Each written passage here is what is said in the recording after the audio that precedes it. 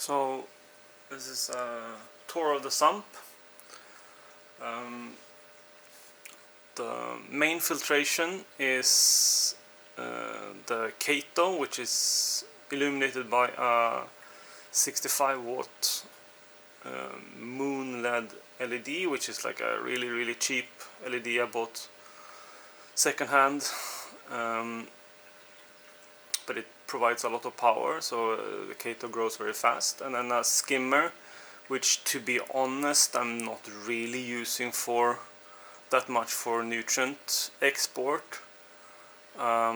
It's turned off right now because it's unfortunately quite noisy. I don't know why it is so noisy.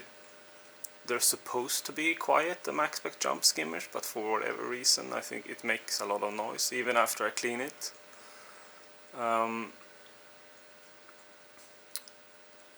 The skimmer's primary function here is actually more of a carbon or a CO2 scrubber, so I have basically turned it into a recirculating CO2 scrubber. I have a line that goes from the skimmer cup and into a water collection bottle and then into my media container.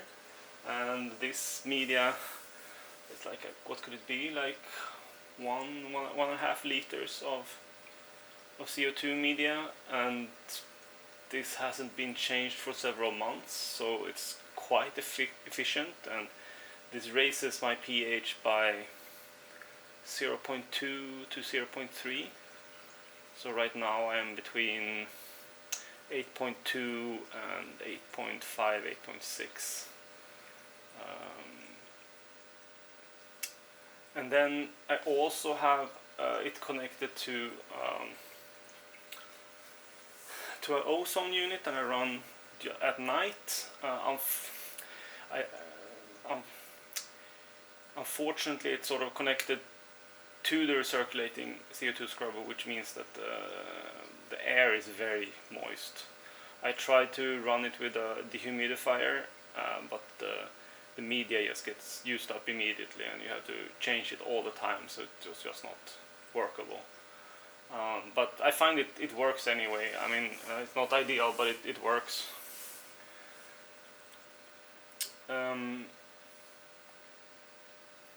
My dosing is primarily it's kalkwasser, or rather kalk milk, or kalk slurry. So it's basically it's not just a saturated solution, it's a hypersaturated solution, so you have undissolved calcium hydroxide particles that are stirred in this container here by a power head. Inside it's a JBO SLW power head, which keeps stirring the media, and you suck up the sort of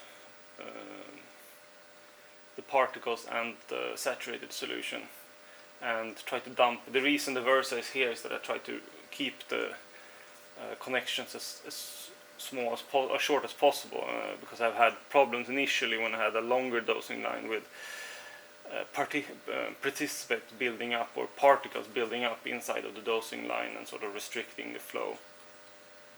But this seems to be working for now.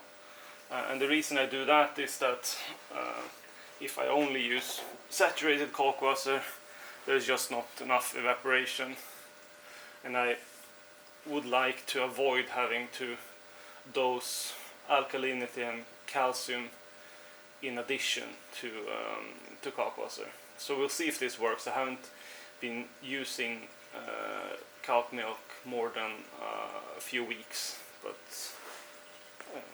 yeah, we'll see. In addition to that, I dose trace K and A minus from Tropic Marine, and then this bottle is additional sort of top up alkalinity, and then we have some, this needs to be refilled, but with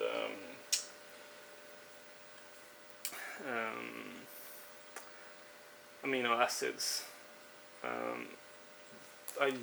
So far I'm dosing magnesium by hand, but I'm going to be replacing this with a magnesium solution sooner or later.